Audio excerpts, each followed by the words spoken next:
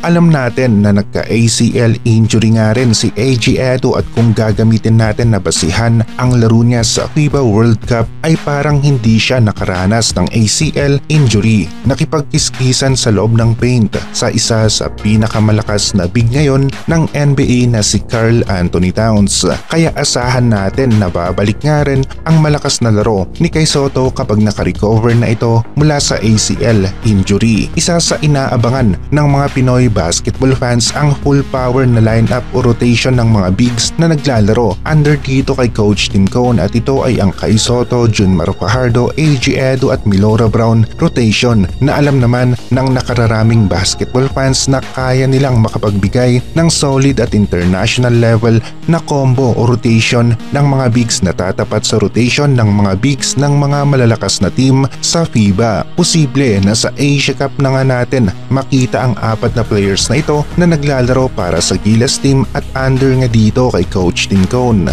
Nagawa na nga ni Milora Brown ang unang hakbang para mapabilang ito sa Gilas team at nasa proseso na nga ng verifikasyon ang kanyang mga dokumento na kanyang ibinigay sa SBP. Nagpapakita na interesado nga ang player na ito na maglaro para sa ating national basketball team. Kapag nakumpirma ng SBP at pasok nga si Milora Brown sa kategorya ng local player para sa Gilas team ay posible na mabigyan ito ng call-up at maging isa sa player na nasa Gilas pool bilang panimula. Pwedeng si Milora Brown ang isa sa magiging malaking game changer para sa Gilas team pagdating ng FIBA Asia Cup kasabay ng muling pagbabalik ni Kai Sotto. Chemistry build up para sa mga bagong combo bigs ang isa sa target ng Gilas sa kanilang mini tournament na gaganapin sa Qatar. Sa guards at wings malakas ang Gilas dito, marami tayong international level na mga guards at sa wing naman Justin Brownlee ang bahala sa position na ito. Nasa final window na nga tayo ng FIBA Asia Cup qualifiers at ito ay sa February na nga.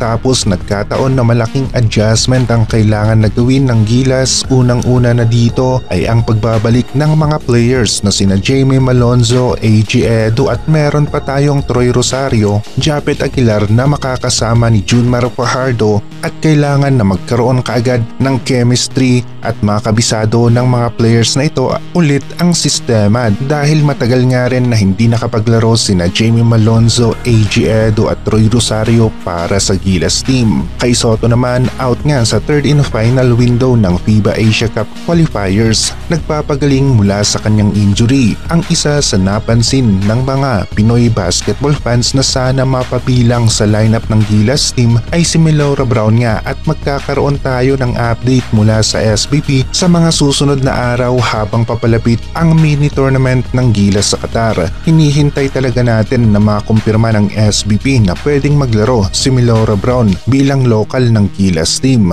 Kung kumpirmado naman na pwede nga siyang maglaro bilang local ng Gilas ay mas mataas ang chance niya na mapabilang sa Gilas lineup at sayang ang isang local player na nasa level ni Milora Brown kung hindi gagamitin ng Gilas. Wala pang update ang SBP tungkol sa mga dokumento na ibinigay ni Milora Brown na posibleng magpatunay na pwede nga siyang maglaro bilang local player ng Gilas team, pero asahan natin na magkakaroon ito ng update habang papalapit ang third and final window ng FIBA Asia Cup qualifiers.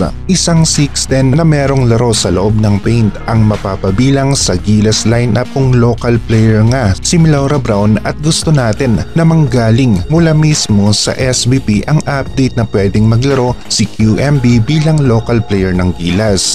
Napaka-solid ng Junmar Fajardo, AG Edu, Milora Brown rotation at kung nagbalik pa nga si Kai Sotto kapag nakarecover na ito mula sa ACL injury sa FIBA Asia Cup ay papalag nga talaga laban sa team ng Australia ang ating national basketball team.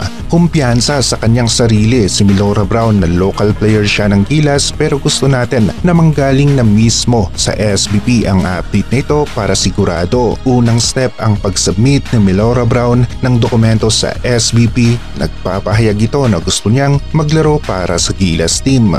Renz Abando naman nasa 100% ang kanyang laro sa 34th Dubai International Basketball Championship. Natagalan nga rin ng konti na makabalik ang ganitong intensity ng laro ni Renz Abando simula noong sahurin ito ng import nilang kalaban sa ere sa KBL. At mataas nga rin ang kinabagsakan ni Renz Abando, nagkaroon ng back injury na hindi pa gaanong magaling noong naglaro siya sa Jones Cup para sa team ng Strong Group, pero ngayon nagkaroon nga rin ng saysay ang kanyang matagal na pagkawala sa hardcourt at nagbabalik siya ngayon para sa team ng Strong Group sa 34th Dubai International Basketball Championship. Nasa 100% ang laro, maganda ang kanyang performance at malaki ang chance ng Strong Group na makuha nila ang kampyonato sa kasalukuyang season ng DIBC.